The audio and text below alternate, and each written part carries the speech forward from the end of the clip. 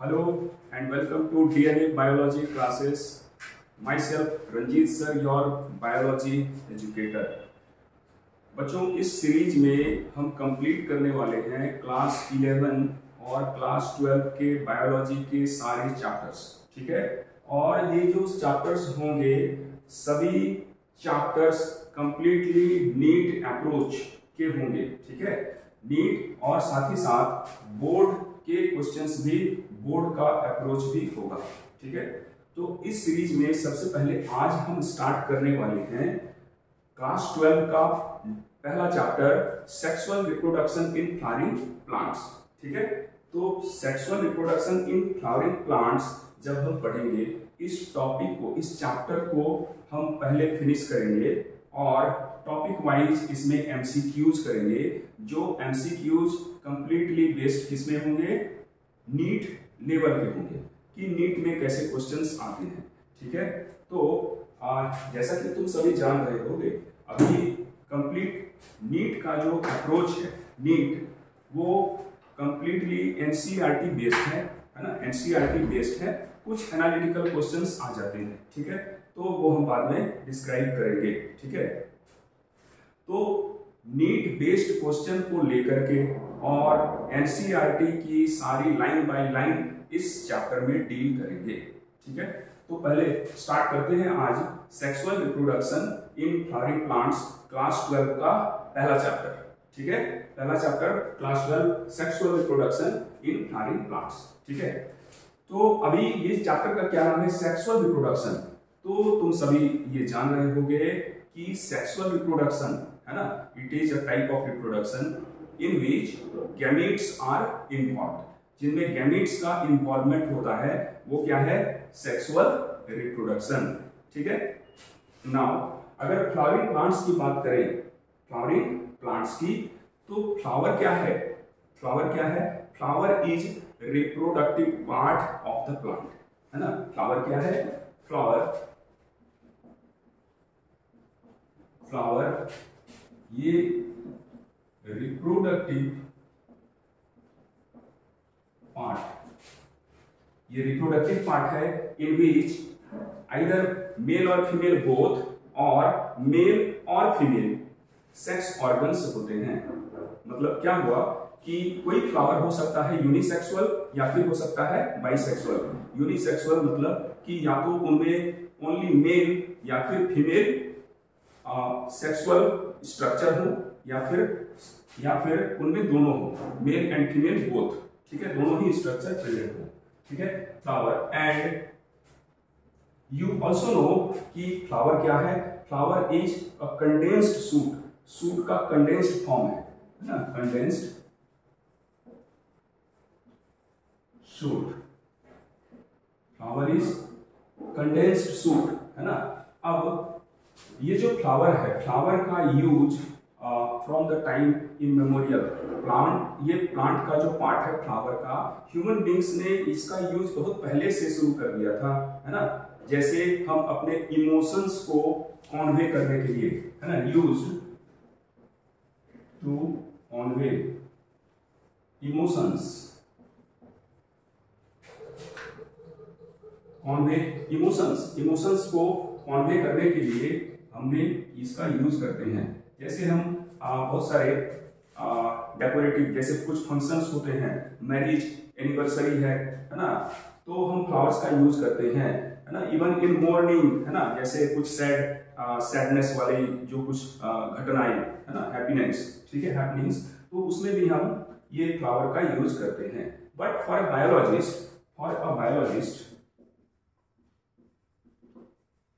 Biologist के लिए ये क्या है, for a biologist flowers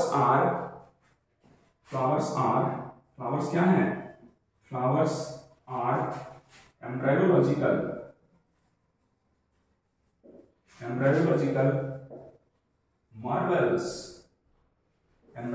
marbles and, और क्या है, and site of sexual reproduction. क्या है ये, साइट ऑफ सेक्सुअल रिप्रोडक्शन।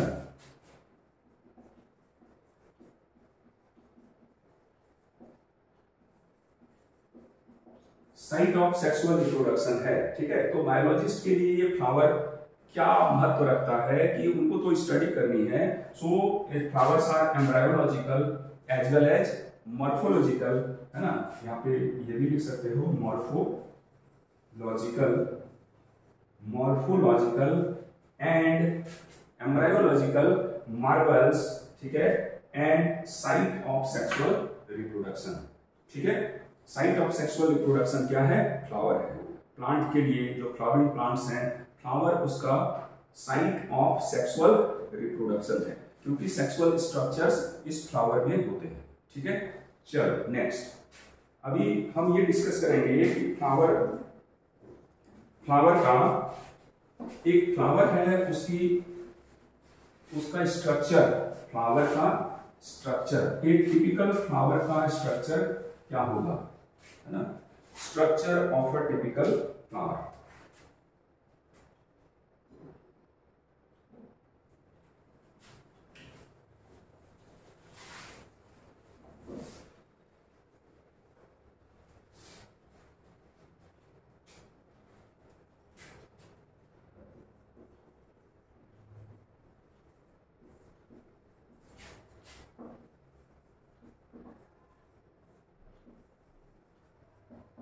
एक टिपिकल फ्लावर का स्ट्रक्चर क्या होगा, है ना। तो एक टिपिकल फ्लावर में क्या क्या होते हैं?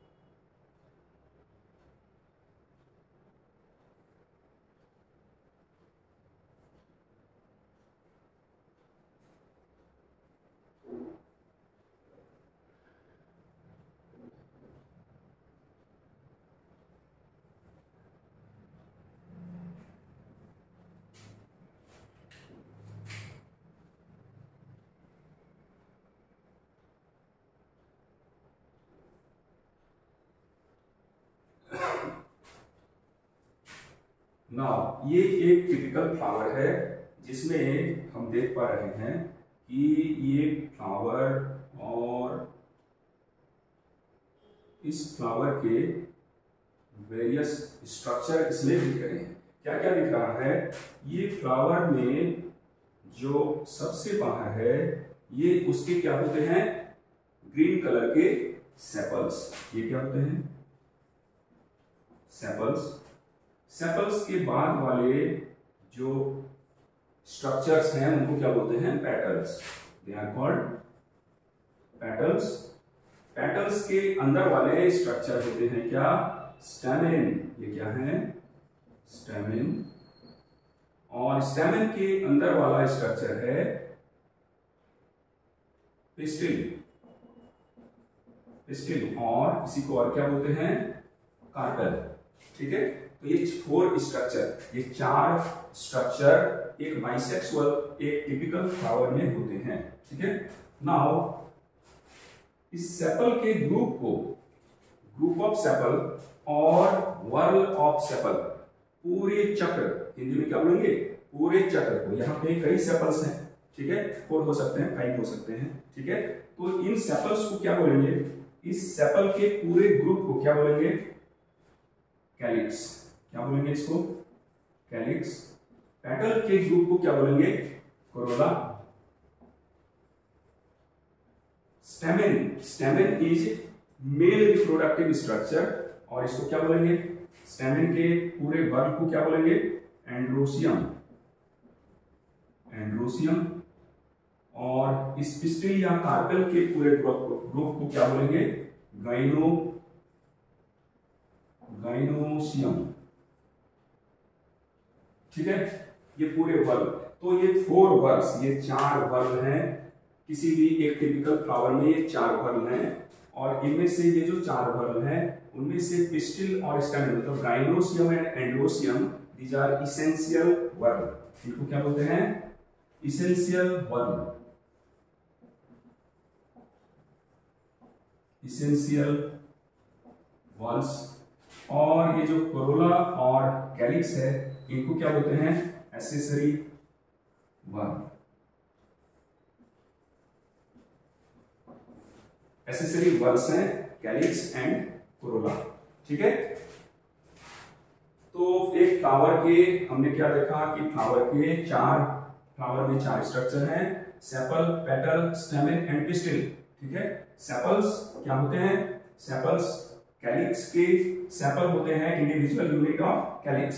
ठीक है, और पेटल्स क्या है? Individual unit of Corolla.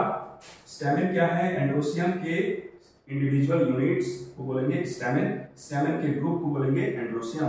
Pistil या फिर कार्पेल जो एक फीमेल रिप्रोडक्टिव स्ट्रक्चर है, इसके ग्रुप को क्या बोलेंगे? गाइनोसियम। ठीक है, और गाइनोसियम एंड्रोसियम ये दोनों क्या है? Essential whorl. ठीक है, because they will produce male and female gametes. ठीक है, तो these are essential whorl and calyx and corolla are accessory whorl. ठीक है, चलो नेक्स्ट हम बात करेंगे कि ये जो चैप्टर है sexual reproduction in flowering plants, तो इस चैप्टर को हम 3 पार्ट में डिवाइड करके पढ़ेंगे। ठीक है, 3 पार्ट। ठीक है, कौन कौन सा?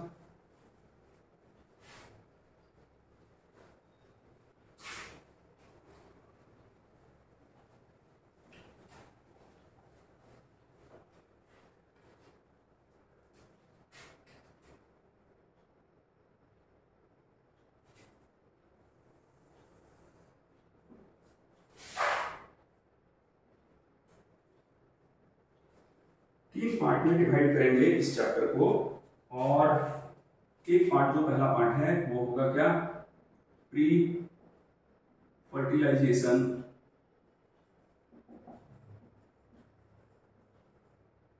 Structures and events. ठीक है, then fertilization, then post fertilization structures and events। ठीक है, तो ये 3 पार्ट में हम डिवाइड करेंगे पूरे चैप्टर को, और 1 बाय 1 इस चैप्टर को इस 3 पार्ट में डिस्क्राइब करेंगे। ठीक है, पहले है pre fertilisation events, pre fertilisation structure and events, है ना। तो प्री फर्टिलाइजेशन मतलब फर्टिलाइजेशन होने से पहले, you know what is fertilisation? It is union of male and female gametes. ठीक है, तो मेल एंड फीमेल गैमेट्स का यूनियन कब होगा? जब male and female gametes form हो जाएंगे, बन जाएंगे, उसके बाद ही तो। ठीक है, तो मेल एंड फीमेल गैमेट्स का यूनियन से पहले मेल एंड फीमेल गैमेट्स कहां बनेंगे, कैसे बनेंगे? ठीक है, किस स्ट्रक्चर में बनेंगे? ठीक है, कौन से पार्ट में बनेंगे, उसकी स्टडी करेंगे pre fertilisation structure and events में। ठीक है, और उसके बाद जब ये बन जाएंगे, ठीक है, मेल एंड फीमेल गैमेट्स बन जाएंगे, तो इनका ट्रांसफर भी होगा, है ना, तभी तो फिर यूनियन होगा। तो ट्रांसफर हम लोग पढ़ेंगे कौन सा टॉपिक में? पॉलिनेशन में। ठीक है, फिर पॉलिनेशन हो जाएगी, उसके बाद क्या होगा? फर्टिलाइजेशन, दोनों का यूनियन। जब दोनों का यूनियन हो गया तो जो स्ट्रक्चर्स बनेंगे, जो इवेंट्स होंगे, उनको हम पढ़ेंगे किसमें? Post fertilisation structures and events में। ठीक है, तो पहले हम लोग प्री फर्टिलाइजेशन स्ट्रक्चर में क्या क्या पढ़ेंगे? Number 1 male reproductive structures. ठीक है, फिर क्या पढ़ेंगे? Female reproductive structures. और क्या पढ़ेंगे? और पढ़ेंगे इवेंट पॉलिनेशन। ये सारे डील होंगे pre fertilisation structure and events में। फर्टिलाइजेशन में हम पढ़ेंगे डबल फर्टिलाइजेशन।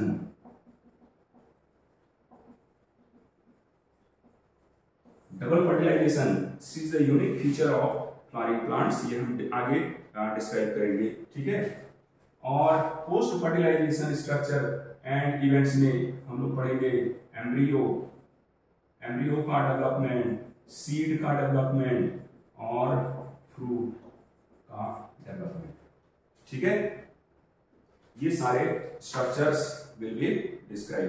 पोस्ट फर्टिलाइजेशन, जब फर्टिलाइजेशन हो गई तो फिर कौन कौन से स्ट्रक्चर्स बनेंगे ये हम पढ़ेंगे पोस्ट फर्टिलाइजेशन स्ट्रक्चर में। तो let us start with male reproductive structure, ठीक है। Male reproductive structure,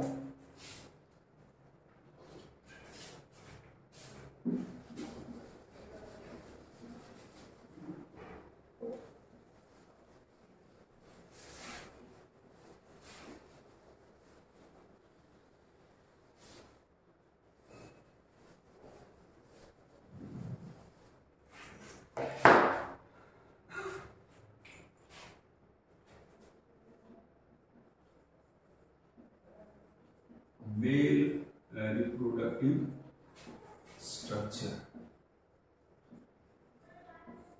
male reproductive structure, male reproductive structure का क्या नाम है? मेल रिप्रोडक्टिव स्ट्रक्चर का फ्लावर का जो मेल रिप्रोडक्टिव पार्ट है उसका नाम है स्टैमेन। उसको क्या बोलते हैं? स्टैमेन। देखो स्टैमेन में क्या लगा हुआ है? मेन आर मेल, ठीक है।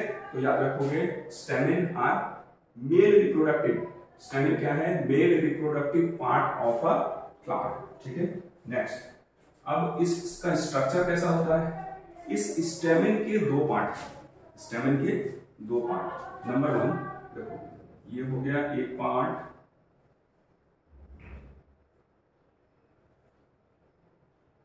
और ये हो गया उसका दूसरा पार्ट, ठीक है। तो ये क्या है? इसका एंथर, और ये सिलेंडर पार्ट लंबा सा, ये क्या है? ये उसका है फिलामेंट, ठीक है। तो स्टैमेन में होते हैं दो पार्ट, स्टैमेन में दो पार्ट होते हैं, क्या क्या? Anther and filament. Anther and filament, ये दो पार्ट है। एंथर एक बाई लोब स्ट्रक्चर है, इसमें दो लोब यू कैन सी, एक ये लोब, एक दूसरा ये लोब, एक लोब दो लोब, ठीक है। एंथर बाई लोब्ड स्ट्रक्चर है। Anther is a by lobed structure है, ठीक है। एंथर क्या है? एक बाई लोब्ड स्ट्रक्चर है। और इस एंथर में, इस हर एक एंथर के अंदर, ईच एंथर क्या कंटेन करता है? ईच लोब कंटेन्स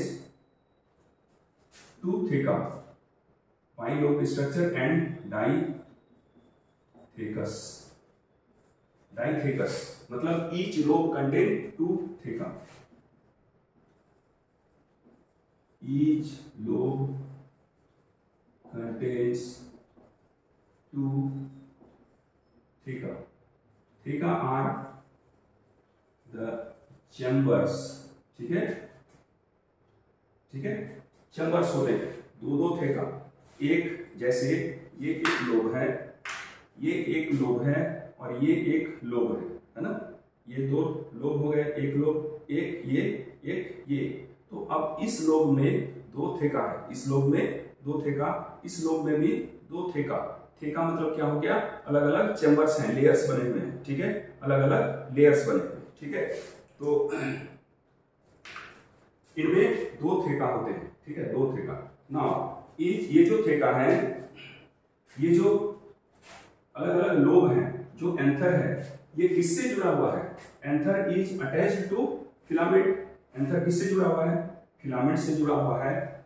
और फिलामेंट के किस पार्ट से? प्रॉक्सिमल पार्ट से। ये क्वेश्चन आया हुआ है एंथर फिलामेंट के किस पार्ट से जुड़ा हुआ है।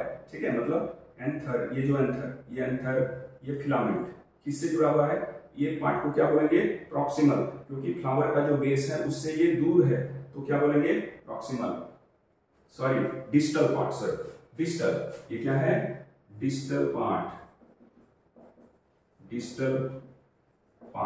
तो anther is attached to the distal part, ठीक है, डिस्टल पार्ट ऑफ फिलामेंट, इसे नोट कर लो, एंथर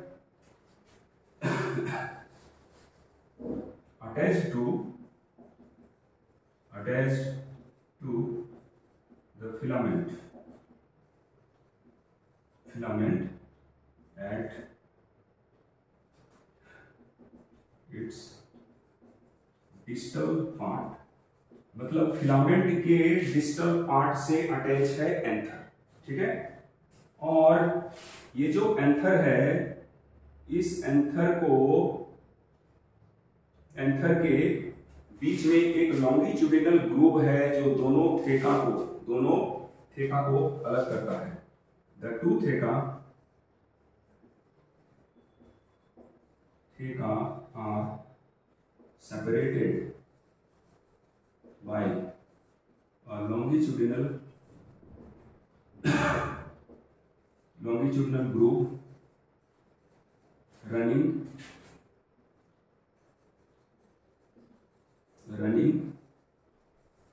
lengthwise, ठीक है, रनिंग लेंथवाइज रन करता है एक ग्रूव जो दोनों थेका को क्या करता है, सेपरेट करता है, दोनों चैम्बर अलग अलग रहेंगे, ठीक है, वो theca are separated by longitudinal groove, ठीक है, रनिंग लेंथवाइज, ठीक है, यहां तक क्लियर। नेक्स्ट फिलामेंट, ये एक थिन एंड स्लेंडर पार्ट है, ये क्या है, थिन एंड स्लेंडर पार्ट है, और ये तो एक तरफ जो डिस्टल एंड है वहां पे बियर करता है एंथर को, और इसका जो प्रॉक्सिमल पार्ट, ये क्या है, प्रॉक्सिमल एंड, ये है proximal end remain attached either to thalamus और पेटल्स, ठीक है, तो proximal attached to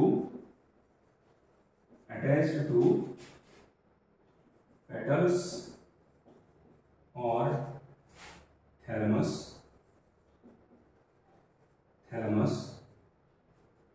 at its proximal end, ठीक है, ये अपने प्रॉक्सिमल एंड कहां पे जुड़ा हुआ है, प्रॉक्सिमल एंड अटैच्ड है किससे अटैच्ड है, या तो थैलेमस से या फिर पेटल्स से, ठीक है, तो स्टैमेन के कितने पार्ट हैं, दो पार्ट हैं, anther and filament, anthers are bilobed structure, ठीक है, and each lobe contains two theca, hence they are dithecous.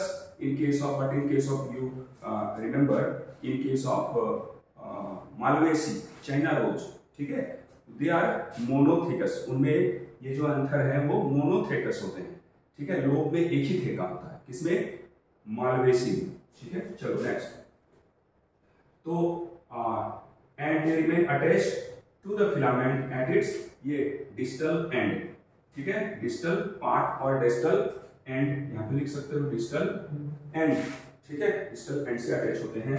The two theca are separated by a longitudinal groove, ये एक ग्रूव बन जाता है जैसे, ठीक है, एक ग्रूव, ठीक है, और दोनों थेका सेपरेट होते हैं लॉन्गिट्यूडिनल ग्रूव से जो लेंथ वाइज रन करता है, ठीक है। चलो नेक्स्ट, फिलामेंट थिन और स्लेंडर पार्ट है जो बियर करता है एंथर को और खुद अटैच होता है किससे, पेटल्स या फिर थैलेमस से। थैलेमस वो पार्ट है जो फ्लावर्स के सारे पार्ट्स को बियर करता है, थैलेमस, ठीक है, और किस पार्ट से, प्रॉक्सिमल एंड से, ठीक है। चलो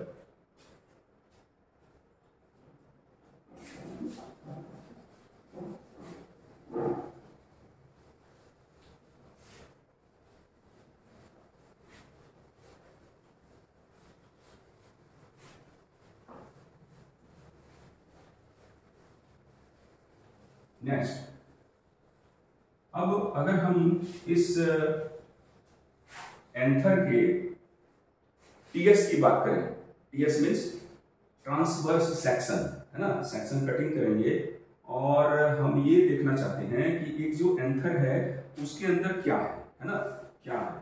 तो जब हम टीएस ट्रांसवर्स सेक्शन करेंगे एंथर का,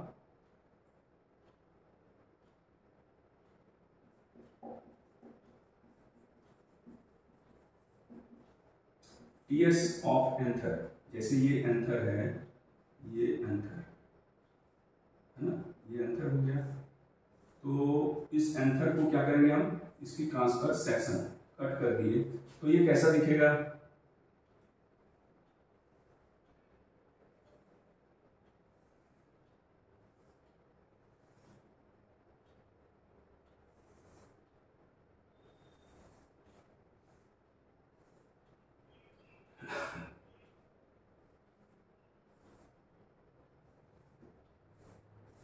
it will look like this and here you can see, यहाँ पे क्या दिखेंगे, हर एक लोब में चैम्बर्स दिखेंगे, ठीक है, हर लोब में क्या होंगे, चैम्बर्स होंगे और इन चैम्बर्स को क्या बोलेंगे, इन चैम्बर्स को बोलेंगे माइक्रो स्पोरेंजिया, इसको क्या बोलेंगे, माइक्रो स्पोरेंजिया। और ये जो थेका है ये कनेक्टेड होते हैं बाई, यहाँ पे एक टिश्यू है, इसको क्या बोलते हैं, स्टेराइल टिश्यू है, इसको बोलते हैं कनेक्टिव। ये क्या है, कनेक्टिव। और ये क्या है, these are called micro sporangia.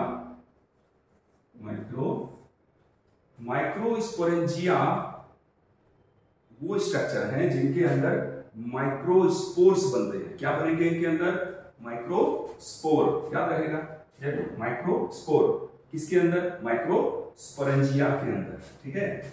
ये क्या बनाया है हमने, ये बनाया है ट्रांसवर्स सेक्शन ऑफ एंथर, ठीक है। तो ट्रांसवर्स सेक्शन ऑफ एंथर में तुमको क्या दिखेगा कि इसमें ये एक टेट्रागोनल स्ट्रक्चर है। कैसा स्ट्रक्चर है, टेट्रागोनल, चार कोने इसमें देख रहे हैं, है ना। तो टीएस में एंथर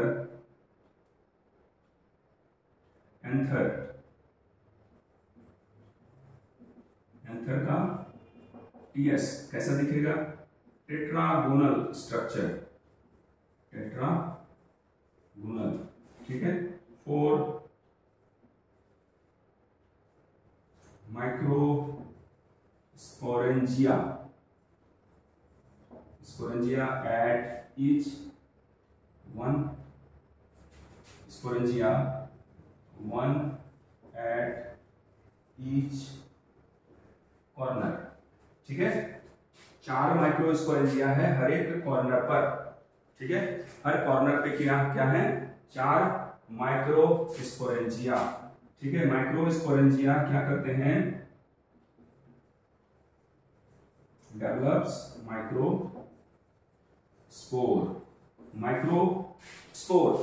स्पोरेंजिया के अंदर डेवलप होते हैं माइक्रोस्पोर, ठीक है। अब इन माइक्रो स्पोरेंजिया को, ठीक है, इन माइक्रो स्पोरेंजिया को राइट इट डाउन,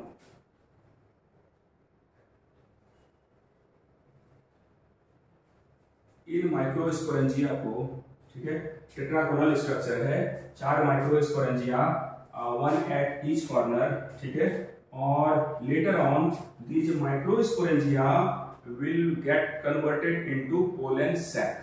मतलब इस माइक्रो स्पोरेंजिया, ये जो माइक्रो स्पोरेंजिया है, इनके अंदर पहले क्या बनेंगे, इनके अंदर पहले बनेंगे माइक्रोस्पोर, और वो माइक्रोस्पोर फर्दर डेवलप हो जाएंगे और बनाएंगे पोलन ग्रेन्स। तो अब ये क्या कहलाएगा, ये जो माइक्रोस्पोरेंजिया है ये अब बन गया pollen sac. So later it will develop into pollen sac. Microsporangia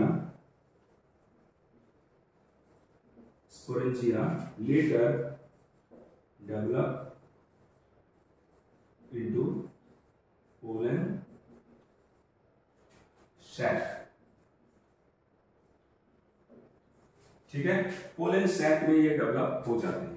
ठीक है, तो अभी नेक्स्ट हम ये डिस्क्राइब करेंगे कि ये जो माइक्रोस्पोरेंजिया है ना, माइक्रोस्पोरेंजिया है, इसका क्या करेंगे हम लोग, इसको हम लोग जूम करेंगे और इसका स्ट्रक्चर फर्दर स्टडी करेंगे। ठीक है, कि इसका फर्दर है ना और एक्सप्लेन करेंगे कि माइक्रोस्पोरेंजिया के अंदर में क्या है ना। तो माइक्रोस्पोरेंजिया है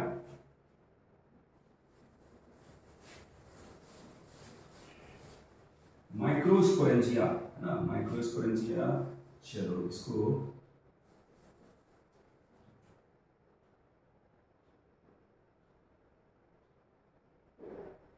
चलो हम क्या करेंगे कि हम इसका एक पोर्शन, ये इसका एक पोर्शन है, दिस पोर्शन, इतने से पोर्शन को हम क्या करेंगे, जूम कर देंगे, है ना, जूम। ठीक है, तो अब हम इसकी स्टडी करेंगे कि माइक्रोस्पोरेंजिया अब कैसे दिखते हैं। ठीक है, स्ट्रक्चर ऑफ माइक्रोस्पोरेंजिया। तो माइक्रोस्पोरेंजिया में सबसे पहले हम देख पाएंगे क्या, इसका एक आउटर लेयर होगा, है ना, आउटर लेयर। ठीक है, आउटर लेयर जिसको हम क्या बोलेंगे, एक आउटर लेयर, ये हो गया आउटर लेयर, ये बन गया आउटर लेयर, ये हो गया आउटर लेयर।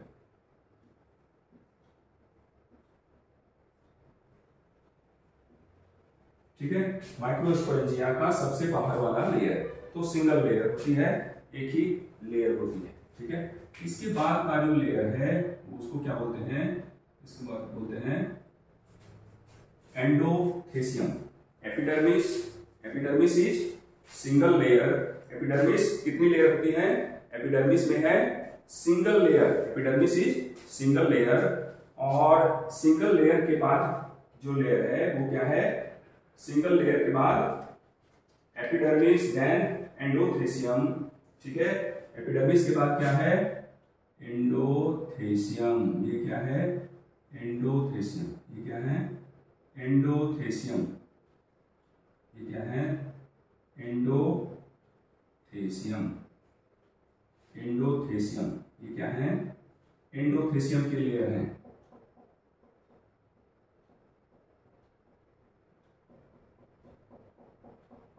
एपिडर्मिस के बाद क्या है, एंडोथेसियम की एक लेयर है। ठीक है, इसके अंदर में इनर टू एंडोथेसियम, ये अभी हम लिखवाएंगे, ये होती हैं मिडिल लेयर्स। मिडिल लेयर, ये है मिडिल लेयर के सेल्स। मिडिल लेयर के सेल्स होते हैं मल्टीपल लेयर्स में, मल्टीपल लेयर्स। ठीक है, ये मल्टीपल लेयर्स में होते हैं। ठीक है, these are middle layer. Middle layer के सेल्स होते हैं मल्टीपल लेयर में, और मिडिल लेयर के अंदर वाले जो सेल्स हैं वो होते हैं, उनको क्या बोलते हैं, जो मिडिल लेयर, उसमें उसके बाद एक सिंगल लेयर होती है। ठीक है, सिंगल लेयर ऑफ सेल।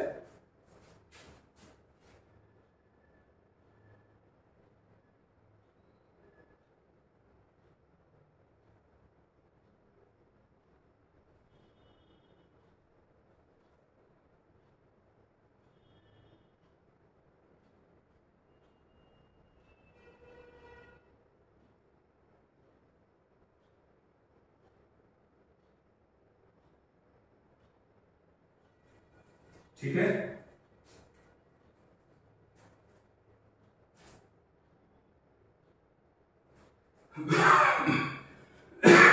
ठीक है, तो ये 4 लेयर हो गई। एक सबसे आउटर मोस्ट लेयर सिंगल, उसके बाद एक सिंगल और लेयर है। ठीक है, उसके बाद मल्टीपल लेयर्स, उसके बाद सिंगल लेयर। तो अब इनका नाम लिख लो। सबसे बाहर जो है लेयर, सबसे बाहर की लेयर, उसका क्या नाम है? उसका नाम है एपिडर्मिस। एपिडर्मिस। उसके अंदर के जो लेयर है उसको क्या बोलते हैं? एंडोथेसियम। उसके अंदर के लेयर को क्या बोलते हैं? Middle layer. इसके अंदर होगा मिडिल लेयर। और सबसे जो इनर मोस्ट लेयर है उसको बोलते हैं क्या? टेपेटम। ठीक है।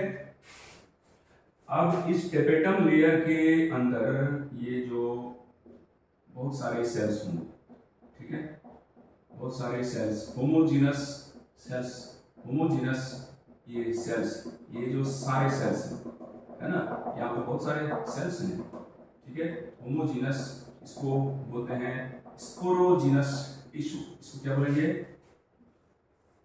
स्पोरोजीनस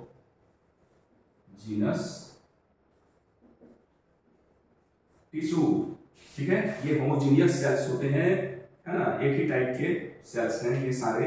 और सारे के सारे जो सेल्स हैं they have the ability to produce spores, hence they are called sporogenous tissue.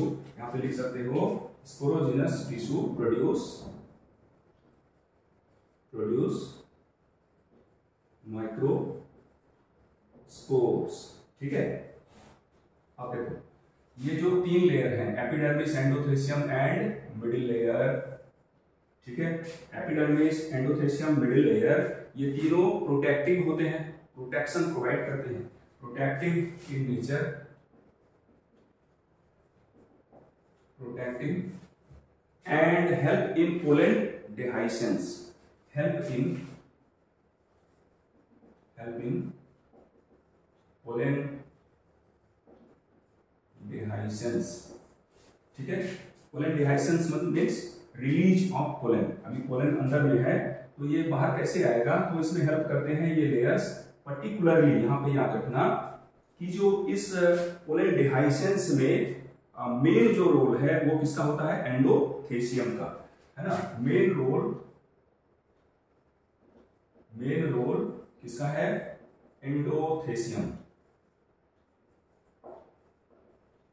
Endothecium layer. ये जो लेयर है endothecium, this endothecium layer is mainly responsible for pollen dehiscence. Pollen dehiscence के लिए जो मेन लेयर रेस्पॉन्सिबल है वो कौन है? एंडोथेसियम। ठीक है। नेक्स्ट है टेपेटम, है ना, तो इसको हम डिस्क्राइब करेंगे अभी, क्योंकि टेपेटम का जो रोल है ये बहुत ही इंपॉर्टेंट रोल है और इसको अलग टॉपिक में अभी हम डिस्कस करेंगे। Next topic tapetum. चलो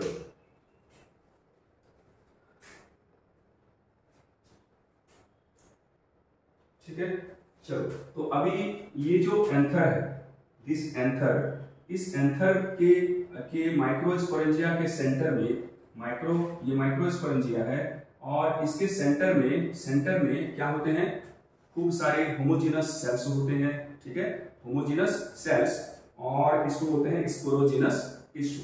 ठीक है, क्या बोलेंगे इसको?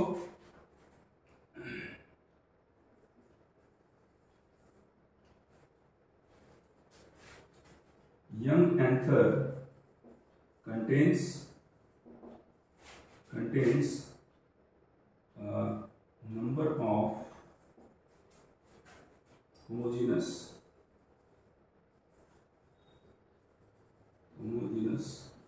cells called sporogenous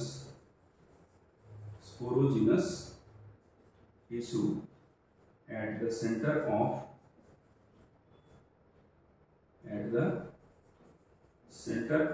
each microsporangia।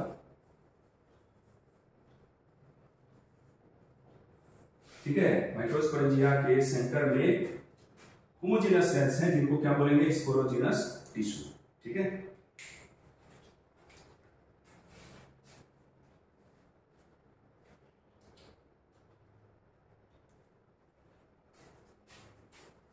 Next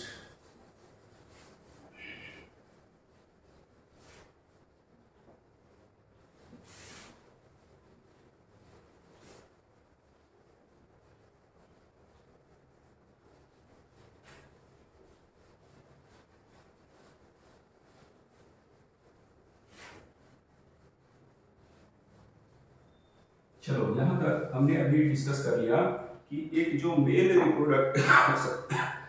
reproductive structure है उसका स्ट्रक्चर हमने अभी डिस्क्राइब किया, ठीक है, जिसमें हमने ये देखा कि एंथर जो है बाइलोब्ड स्ट्रक्चर है उनमें 4 माइक्रोस्पोरेंजिया है, चारों माइक्रोस्पोरेंजिया में 4 वॉल लेयर्स हैं, ठीक है, 4 वॉल लेयर हैं और 4 वॉल लेयर में सबसे बाहर क्या है, एपिडर्मिस, उसके बाद क्या है, एंडोथेसियम, उसके बाद क्या है, middle layers and then innermost tapetum, ठीक है। तो tapetum is most important layer, तो पहले हम टैपेटम को डिस्क्राइब करेंगे, ठीक है।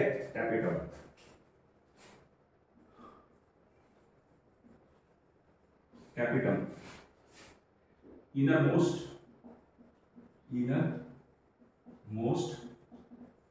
सिंगल लेयर, ठीक है, इनरमोस्ट सिंगल लेयर है। ये होते हैं multi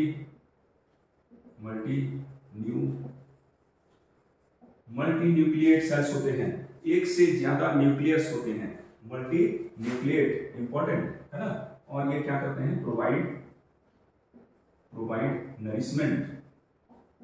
nourishment to the growing developing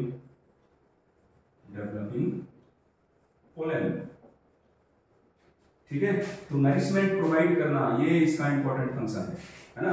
provide करता है क्या, न्यूट्रिशन, किसको, जब ये पोलन माइक्रोस्पोर्स से क्या बनेंगे, माइक्रोस्पोर बनाएंगे पोलन, ठीक है, पोलन बनाएंगे। तो माइक्रोस्पोर जब पोलन बनाएंगे तो दे रिक्वायर न्यूट्रिशन, न्यूट्रिशन कौन देगा, न्यूट्रिशन देगा ये टैपेटम के सेल्स, टैपेटम लेयर, ठीक है।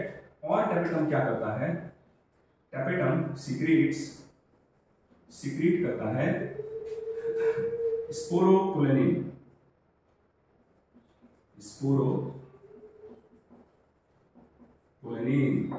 ठीक है। स्पोरोपोलेनिन एक मोस्ट रेजिस्टेंट मटेरियल है ना, मोस्ट रेजिस्टेंट, ये होता है most resistant, they are not degraded by any enzyme, कोई भी एंजाइम इसको डिग्रेड नहीं कर सकता, not degraded by any enzyme and enzyme और एसिड और अल्कली, कोई इसको डिग्रेड नहीं कर सकता, ठीक है। ये एक कॉम्प्लेक्स बायोपॉलीमर है, ये क्या है, कॉम्प्लेक्स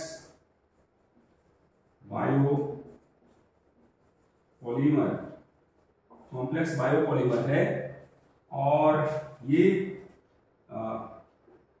मेनली इसमें होते हैं लिपिड्स होते हैं, फेनोलिक्स होते हैं, फेनोलिक्स है ना, एंड कैरोटीनॉइड्स, ठीक है, ये बायोपॉलीमर है, ठीक है। तो इन मटेरियल्स से मिलकर के क्या बनता है, स्पोरोपोलेनिन, जो क्या बनाता है, एग्जाइम लेयर है ना, स्पोरोपोलेनिन है ना, forms enzyme, outer layer of pollen grain में जो आउटर लेयर बनेगी वो स्पोरोपोलेनिन की बनेगी, ठीक है। और ये क्या करता है, ये टैपेटम के लेयर पोलेन किट सीक्रेट करते हैं, पोलेन किट, ये क्या है, पोलेन किट एक स्टिकी मटेरियल है, स्टिकी मटेरियल है जो पोलेन, जब कोई इंसेक्ट आता है तो पोलेन उससे क्या होते हैं, स्टिक कर जाते हैं, ठीक है, गेट स्टक, ठीक है। तो ये स्टिकी मटेरियल भी प्रोड्यूस करता है। और साथ ही साथ ये और क्या प्रोड्यूस करता है,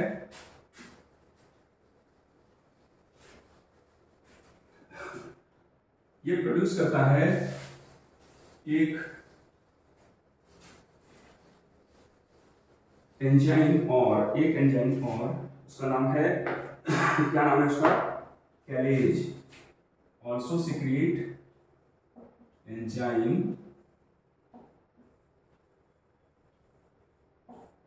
कैलेज है ना, ये सीक्रेट करता है कैलेज, जो ब्रेक करता है callose layer of microspore tetrad. अभी हम डेवलपमेंट बताएंगे कि माइक्रोस्पोर कैसे बनते हैं। तो उसमें एक देखोगे उसमें कैलोज की लेयर बन जाती है, उस कैलोज लेयर को डिग्रेड करता है ये कैलेज एंजाइम, जो सिक्रीट कौन करता है, टैपेटम। ठीक है, कैलेज सिक्रीटेड बाय, ये क्या करता है, डिग्रेड्स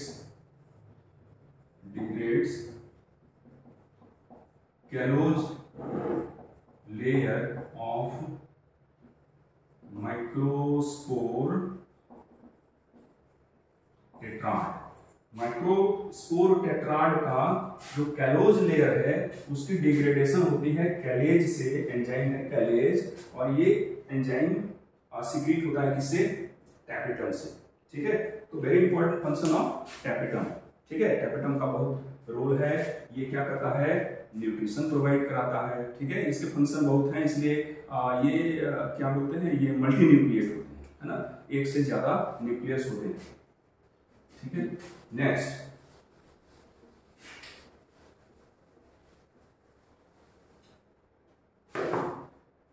ये तो हो गई टैपेटम की बात।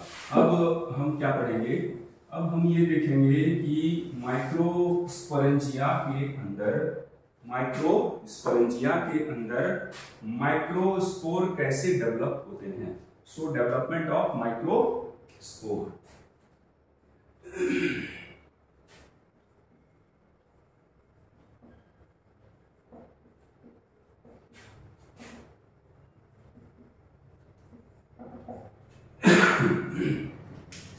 ठीक है, तो हर एक जो माइक्रोस्पोरेंजिया है उनके अंदर सेंटर पे जो है होमोजेनस सेल्स, जिनको क्या बोलते हैं, स्पोरोजिनस टिश्यू। और स्पोरोजिनस टिश्यू के हर एक सेल में ये कैपेबिलिटी होती है कि वो माइक्रोस्पोर बना सकता है। ठीक है, क्या कर सकता है, माइक्रोस्पोर बना सकता है। तो एक जो सेल है माइक्रोस्पोरेंजिया के अंदर, जो होमोजेनस सेल्स हैं, they all have the capability of producing microspore। और एक जो सेल है उस सेल को हम क्या बोलेंगे, माइक्रोस्पोर मदर सेल, या फिर और क्या बोलेंगे, पोलन मदर सेल। ठीक है, कहां पे है ये, माइक्रोस्पोरेंजिया के सेंटर में, टैपेटम लेयर के अंदर वाले जो सेल्स हैं, they are called microspore mother cell. ठीक है, चलो तो यहां पे लिखो क्या, each cell of microspore center, microspore के सेंटर में जो सेल है, has the ability to produce microspore. ठीक है, एंड ईच सेल ऑफ ऐसे लिखो, each cell of sporogenous tissue. ठीक है, तो it will be more accurate, sporogenous tissue.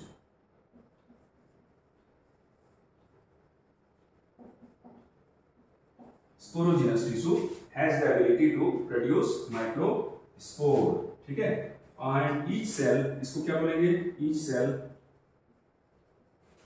Cell of sporogenous tissue called, क्या बोलेंगे इसको, माइक्रोस्पोर मदर सेल और पोलन मदर सेल, PMC। ठीक है, PMC बोलेंगे या फिर क्या बोलेंगे, MMC। ठीक है, माइक्रोस्पोर मदर सेल और PMC पोलन मदर सेल, दोनों नाम सेम है। ठीक है, तो अब जरा इसका डेवलपमेंट हम देखें कि ये डेवलपमेंट कैसे होगा। ठीक है, each cell of sporogenous tissue has the ability to produce microspores, and इस सेल ऑफ स्पोरोजिनस टिश्यू, इसको क्या बोलेंगे, माइक्रोस्पोर मदर सेल बोलेंगे, क्योंकि ये माइक्रोस्पोर बनाएगा। ठीक है, इसलिए इसको मदर सेल, और या फिर पोलन मदर सेल, क्योंकि पोलन भी इसी से बनेंगे। ठीक है, अब आगे है ना कैसे डेवलपमेंट है।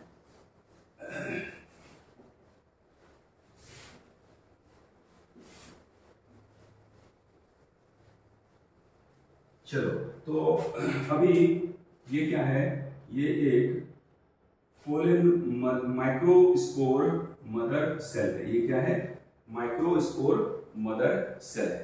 ठीक है, अब ये माइक्रोस्पोर मदर सेल की प्लॉइडी क्या है, अभी हम जो डिस्क्राइब कर रहे हैं फ्लावरिंग प्लांट्स, तो यू नो कि फ्लावरिंग प्लांट्स जो होते हैं दे आर डिप्लॉयड, इनके सेल्स कैसे होते हैं, डिप्लॉयड होते हैं। तो यहाँ पे जो माइक्रोस्पोर मदर सेल है, सारे के सारे जितने भी इसके प्लांट के सारे पार्ट्स हैं अभी सारे क्या हैं, डिप्लॉयड है, राइट। ठीक है, ये डिप्लॉयड है, डिप्लॉयड को रिप्रेजेंट करते हैं 2n से। ठीक है, अब इस डिप्लॉयड माइक्रोस्पोर मदर सेल में क्या हो जाएगी, मियोसिस। ठीक है, reductional division, you might have studied in class 11 meiosis के बारे में पढ़े हो। ठीक है, तो उसमें क्या होता है, जब गैमीट का फॉर्मेशन होगा तो क्या होगा, डिप्लॉयड सेल से हैप्लॉयड सेल्स बनेंगे, है ना।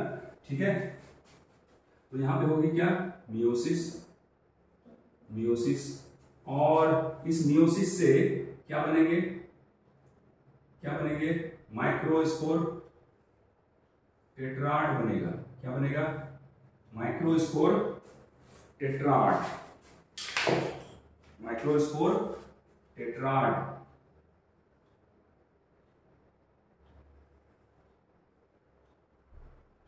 ये क्या बन गया, माइक्रोस्पोर टेट्राड। ठीक है, ये बन गया। ठीक है, ये है माइक्रोस्पोर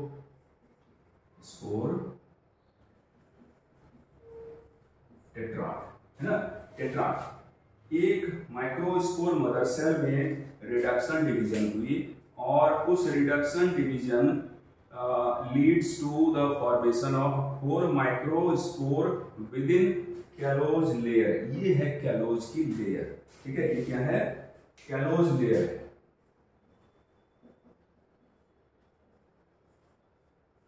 कैलोज लेयर, इस कैलोज लेयर के अंदर 4 माइक्रोस्पोर्स हैं। तो अब ये callose layer gets dissolved by enzyme कैलेज।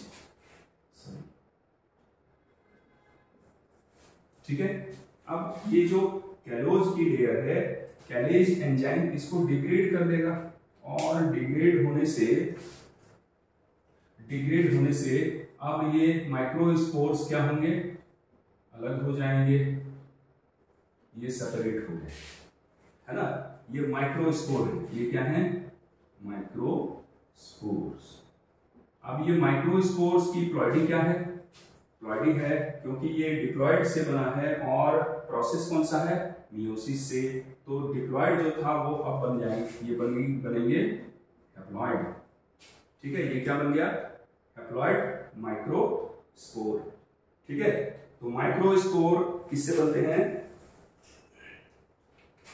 Microspore mother cell से, जो एक डिप्लॉयड सेल है। ये डिप्लॉयड सेल मियोसिस करता है, मियोसिस से 4 सेल बन जाएंगे, इन सेल्स को बोलते हैं माइक्रोस्पोर। और सिंस ये एक कैलोज की लेयर से सराउंडेड होते हैं, ठीक है, तो इस स्ट्रक्चर को बोलते हैं माइक्रोस्पोर टेट्राड। और इस कैलोज की लेयर को डिसॉल्व कर देता है एंजाइम कैलेज, जो कौन सीक्रेट किया है, ये enzyme, this enzyme is secreted by tapetum layer. ठीक है, और अब ये फ्री हो गए, ये चारों माइक्रोस्पोर फ्री हो गए। अब इन माइक्रोस्पोर्स से क्या बनेगा, माइक्रोस्पोर्स से बनेगा पोलन ग्रेन। ठीक है, अब पोलन ग्रेन। ठीक है, नेक्स्ट में आ जाओ, पोलन ग्रेन।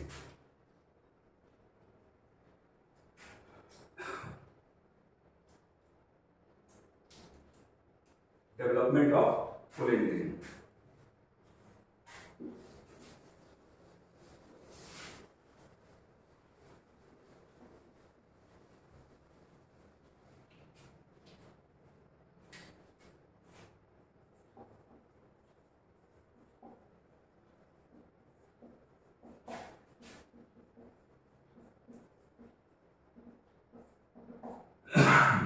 ठीक है, पोलन ग्रेन कैसे बनेगा, तो यहां पर है एक माइक्रोस्पोर, है है ना। ये क्या है, एक माइक्रोस्पोर है, इसकी प्लॉइडी हैप्लॉइड है, ठीक है।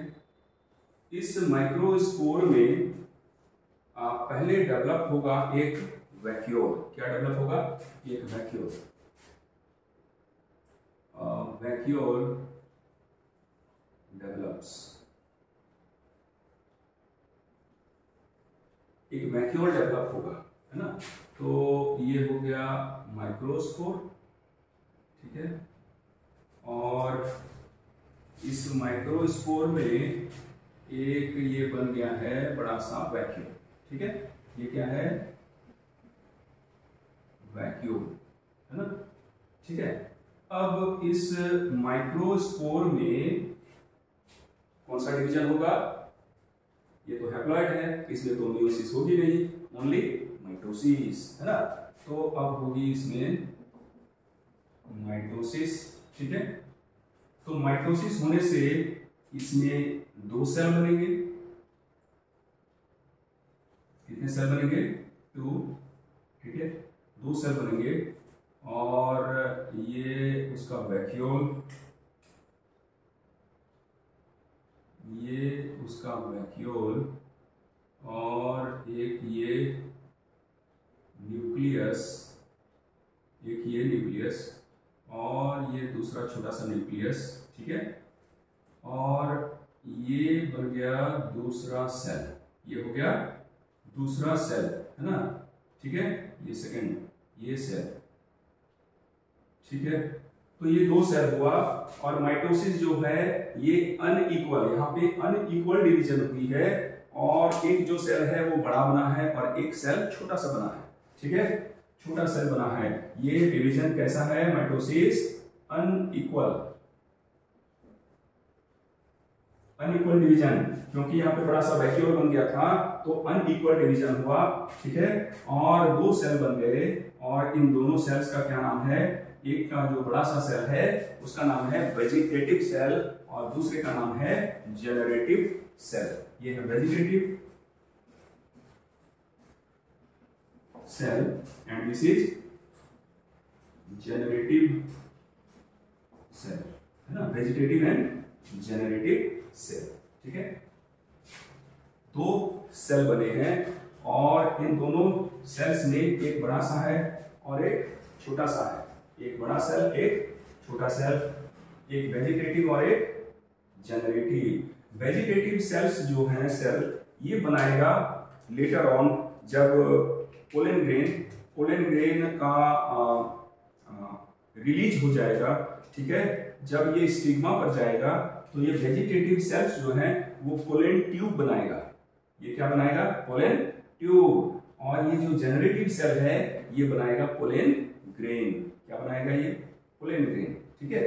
तो ये pollen grain, sorry pollen grain not, male gametes बनाएगा, सॉरी, ठीक है। ये जेनरेटिव सेल क्या बनाएगा, मेल गैमेट्स, 2 मेल गैमेट, ठीक है। अब ये क्या बनाएगा, ये फर्दर इस पर क्या होगी, एक्जाइन लेयर का डेवलपमेंट। किसका, एक्जाइन लेयर, मतलब आउटर एक लेयर डेवलप होगी, इसको क्या बोलेंगे, एक्जाइन लेयर।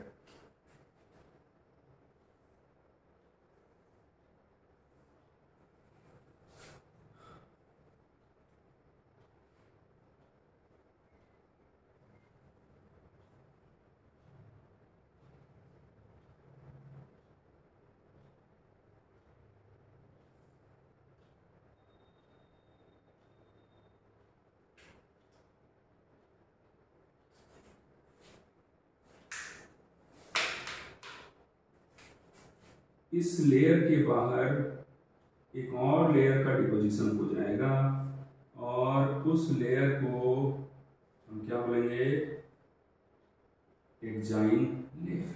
ये हो गया पोलन ग्रेन। ये क्या हो गया, पोलन ग्रेन, ठीक है। अभी ये पोलन ग्रेन बना, ठीक है। अब ये पोलन ग्रेन बन गया है, और इसके अंदर 2 सेल है। कितने सेल हैं, 2 सेल, ठीक है। और इन 2 सेल्स में से एक छोटा सा सेल है, ठीक है, और एक बड़ा सेल है। छोटे सेल को क्या बोलते हैं, जो कि स्पिंडल शेप का है। कैसा शेप है? स्पिंडल, उसका नाम है जेनरेटिव सेल। ये दो मेल गैमेट बनाएगा। और वेजिटेटिव सेल क्या बनाएगा? बड़ा सा वेजिटेटिव सेल है, ये बनाएगा क्या? ये बनाएगा पोलन ट्यूब। ठीक है, चलो अब ये जो पोलन ग्रेन है, दिस पोलन ग्रेन, ये क्या है? अभी क्या गैमेट्स बने हैं? अभी गैमेट्स नहीं बने, अभी तक गैमेट्स नहीं बने हैं। ये गैमेट कब बनेंगे? जब ये पोलन ग्रेन स्टिग्मा पे चला जाएगा। Most of the cases, in most of the cases this pollen grain has only 2 cell. ठीक है, और यहाँ पे कोई गैमेट नहीं है, कोई गैमेट नहीं है। अब ये जो जनरेटिव सेल है, जब स्टिग्मा पे पोलन जाएगा तो ये जनरेटिव सेल पोलन ट्यूब के अंदर, पोलन ट्यूब बना देगा। ये वेजिटेटिव सेल पोलन ट्यूब के अंदर ये 2 सेल बनाएगा और वो क्या कहलाएंगे? Male gametes. ठीक है, तो पोलन ग्रेन अभी गैमेट नहीं है, याद रखना। Pollen grain is not gamete but pollen grain is gametophyte. ठीक है, pollen grain is gametophyte. Pollen grain represents gametophyte. ये है gametophyte.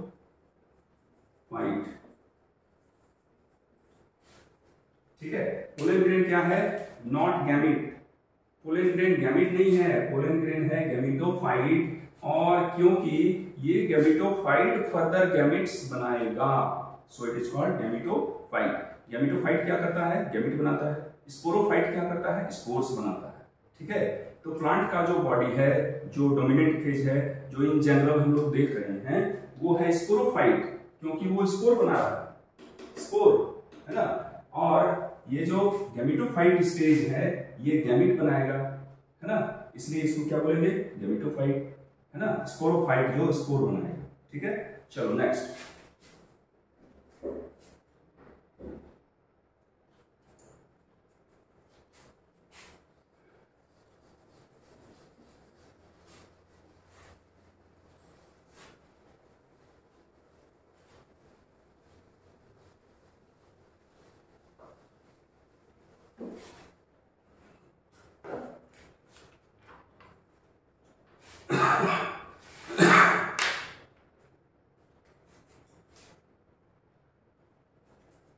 Now, pollen grain. Pollen grain. Pollen grain represents gametophyte. Gametophyte stage. ठीक है, पोलन ग्रेन क्या है? Gametophyte है ना।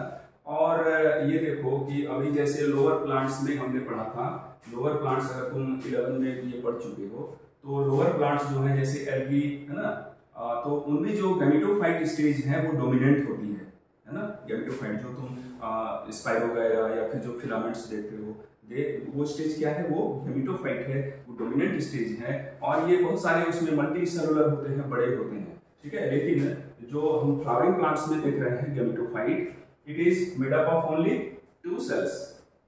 ठीक है, इधर 2 सेल, और अभी कुछ में हम देखेंगे कि उसमें 3 सेल भी होते हैं। ठीक है, लेकिन मोस्टली क्या होते हैं? 2 सेल्स।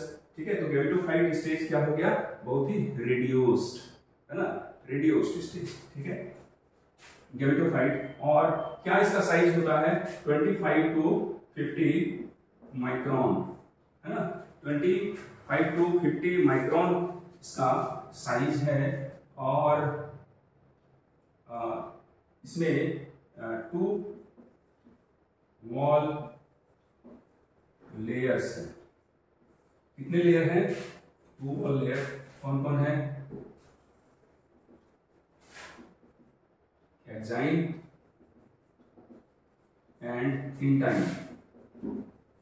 Exine and intine. ठीक है, तो एक्साइन जो लेयर है ये है आउटर लेयर, ये डिसकंटिन्यूअस होती है, डिसकंटिन्यूअस। इनमें पोर्स होते हैं, पोर्स इनको बोलते हैं जर्म पोर। इन जर्म पोर के पास स्पोरोपोलेनिन एब्सेंट होता है। ये क्वेश्चन आ सकता है कि स्पोरोपोलेनिन कहां पे एब्सेंट है। है ना। तो कहां पे एब्सेंट होता है, जहां पे जर्म पोर है ना। एब्सेंट स्पोरोपोलेनिन, पोलेनिन एब्सेंट, है ना। जर्म पोर के पास स्पोरोपोलेनिन एब्सेंट होता है, और जर्म पोर से क्या रिलीज होता है, क्या एमर्ज आउट होता है, क्या निकलता है, वहीं से पोलन ट्यूब निकलता है। ठीक है, ठीक है, तो ये याद रखना, एक्साइन। ठीक है, और ये बहुत ही हार्ड लेयर है, आउटर लेयर, और ये हार्ड लेयर। स्पोरोपोलेनिन है तो ये डिग्रेड नहीं हो सकता, नॉट डिग्रेडेड, है ना, bye any enzyme, acid, alkali. ठीक है, इन टाइम ये लेयर, इंटाइन लेयर, ये इनर लेयर है, इनर लेयर है, ये कंटिन्यूअस होती है, कंटिन्यूअस लेयर है, और ये मेड ऑफ सेलुलोज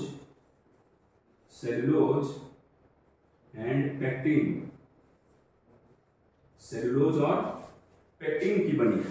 ठीक है, intine and exine.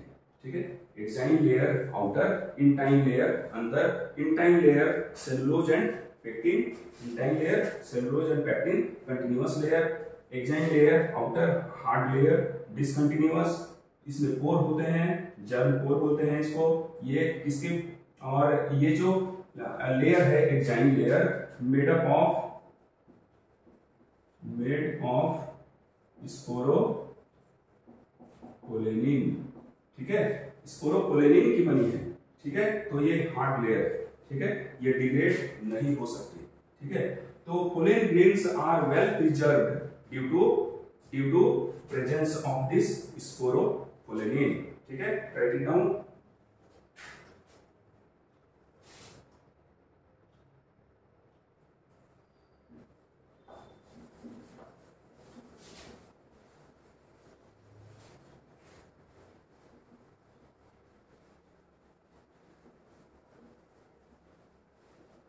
Now, sporopollenin, pollen grains are well preserved due to the presence of sporopollenin. ठीक है, एमसीक्यू में ये आता है कि pollen grains are well preserved due to, है ना, तो प्रेजेंस ऑफ स्पोरोपोलेनिन।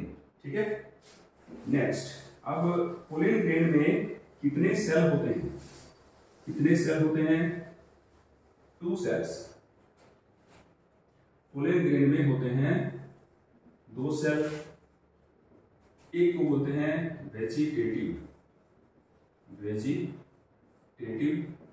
सेल, और दूसरे को बोलते हैं generative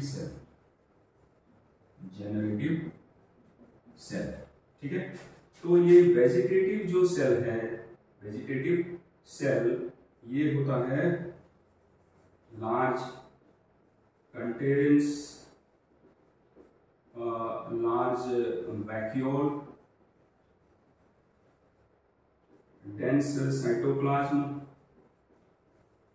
dense cytoplasm and irregular nucleus. Yes, nucleus का शेप कैसा है, इरेगुलर। ठीक है, बिल्कुल गोल सा नहीं है, इरेगुलर शेप का न्यूक्लियस है, और ये क्या करता है, फॉर्म्स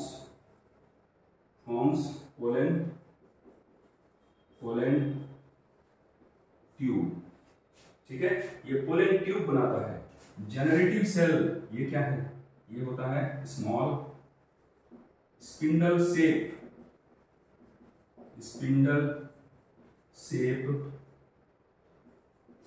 इनमें भी होते हैं डेंस साइटोप्लाज्म, एंड ये जो सेल है, this cell floats in the cytoplasm of vegetative cell. ठीक है, floats in the cytoplasm cytoplasm of vegetative cell. ठीक है, और ये क्या करता है, फॉर्म्स मेल गैमेट्स। ठीक है, ये क्या बनाता है, मेल गैमेट बनाता है। ठीक है, मेल गैमेट कौन बनाता है, जनरेटिव सेल। वेजिटेटिव सेल क्या बनाता है, पोलन ट्यूब। और ये पोलन ट्यूब वो स्ट्रक्चर है जिसके थ्रू मेल गैमेट्स ट्रांसफर होते हैं और ये ओवरी तक पहुंचते हैं। ठीक है, चलो next.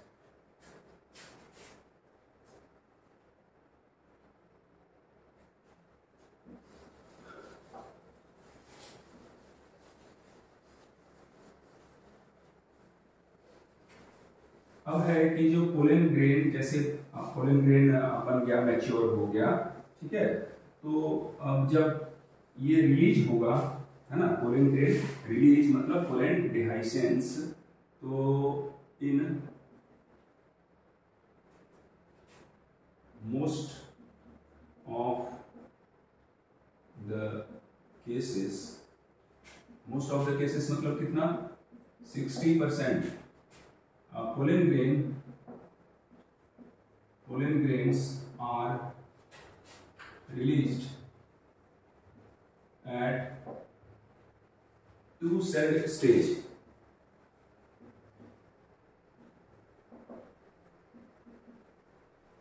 two-cell stage।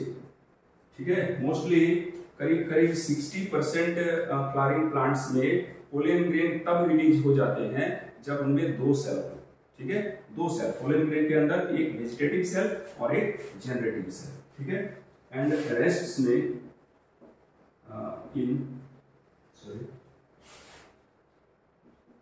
In rest बाकी में क्या होते हैं, बाकी में मतलब 40% में at three celled stage, that is one vegetative cell and two male gametes। ठीक है, 60% में पोलन रिलीज होते हैं जब उनके पास दो सेल होता है, एक वेजिटेटिव एक जनरेटिव। ठीक है, 40% में रिलीज होते हैं जब उनके पास तीन सेल हो, एक वेजिटेटिव और दो मेल गैमेट। मतलब पहले ही जनरेटिव सेल ने दो मेल गैमेट बना दिए हैं इन केस ऑफ 40% प्लांट्स। ठीक है, चलो अब ये जो पोलन ग्रेन है ना, जैसे पोलन ग्रेन रिलीज हो गया है ना मोस्टली, तो रिलीज होने के बाद, है ना, राइट इट डाउन, पहले इसको लिख लो।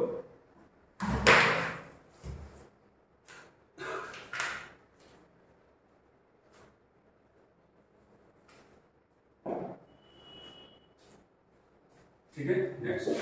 अब जैसे पोलन ग्रेन रिलीज होते हैं तो बहुत सारे पोलन ग्रेन होते हैं जो एलर्जी कॉज करते हैं, है ना।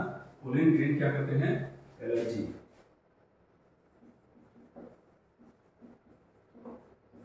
ठीक है, ये allergy causes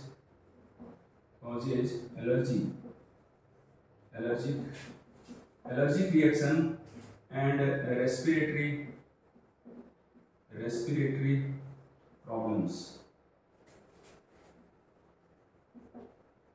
respiratory problem, asthma है ना, कॉज करता है। ठीक है, रेस्पिरेटरी डिसऑर्डर, है ना। और कुछ जो जैसे एक प्लांट है, फ्लावरिंग प्लांट, ठीक है, और वो उसका नाम है पार्थेनियम, है ना। ठीक है, ये एक वीड है ना, ये क्या है, वीड है।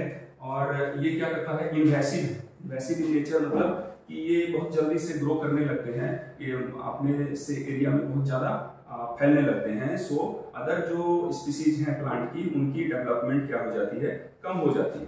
तो पार्थेनियम, है ना, इसको क्या बोलते हैं, पार्थेनियम। ठीक है, इसके पोलन भी कॉज करते हैं रेस्पिरेटरी प्रॉब्लम्स। तो पार्थेनियम केम टू इंडिया, इसका क्या नाम है, came to India with imported wheat।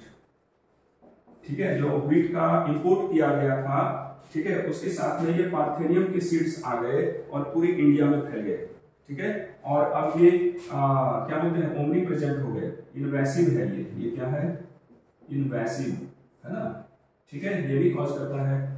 और पोलेन जो है ये न्यूट्रिशनल वैल्यू भी है इसकी, है ना, न्यूट्रिशनल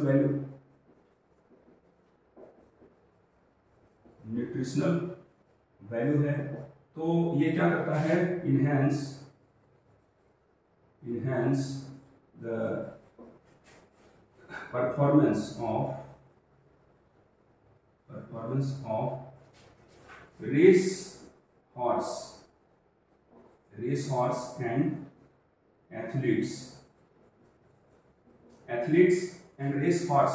तो मतलब ये क्या है, इसको सप्लीमेंट के रूप में लेते हैं, है ना, can be taken as supplement,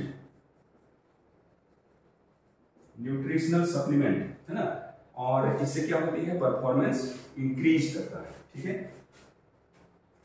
ठीक है, अब पोलेन ग्रेन को हम प्रिजर्व कर सकते हैं, can be preserve due to presence of sporopollenin. ठीक है, हम स्पोरोपोलेनिन, इस पोलेन को हम -196 डिग्री नाइट्रोजन पे ये क्या कर सकते हैं, प्रिजर्व कर सकते हैं, प्रिजर्व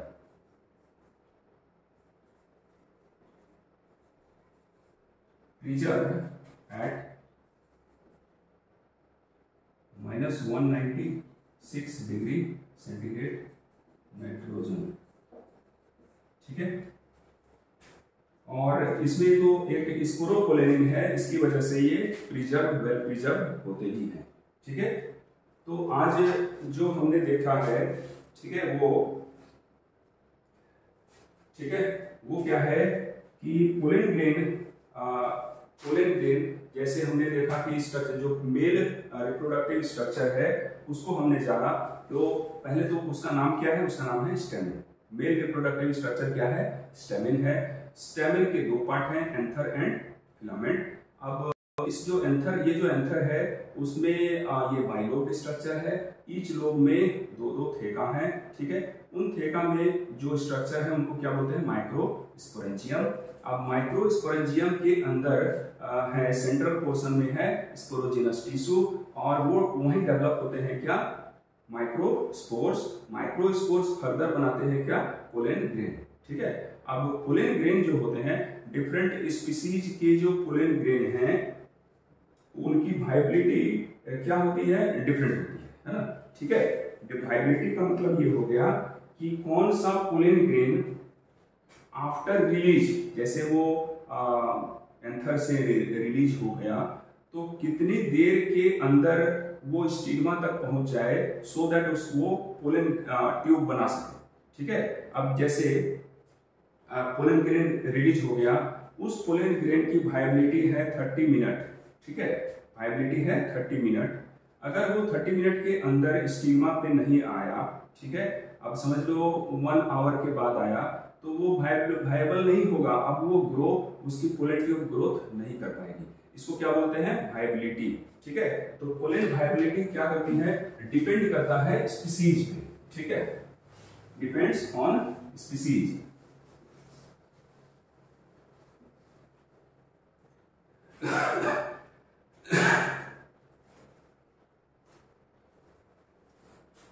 ठीक है, तो ये लिखो कि पोलेन वायबिलिटी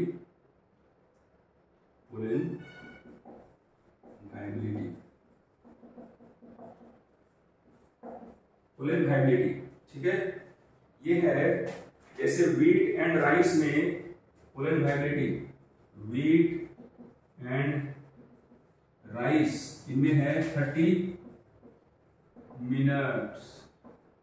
मिनट्स। ठीक है, और रोजेसी फैमिली,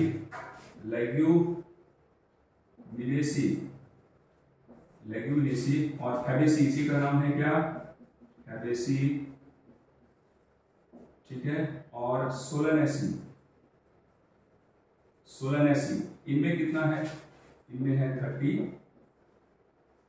डेज, ठीक है, पोलन वायबिलिटी। तो ये जो डेटा दिया गया है पोलन वायबिलिटी का, ये इंपॉर्टेंट है, ये याद रखना है ना, IMP इंपॉर्टेंट, ठीक है। वेट एंड राइस का 30 मिनट।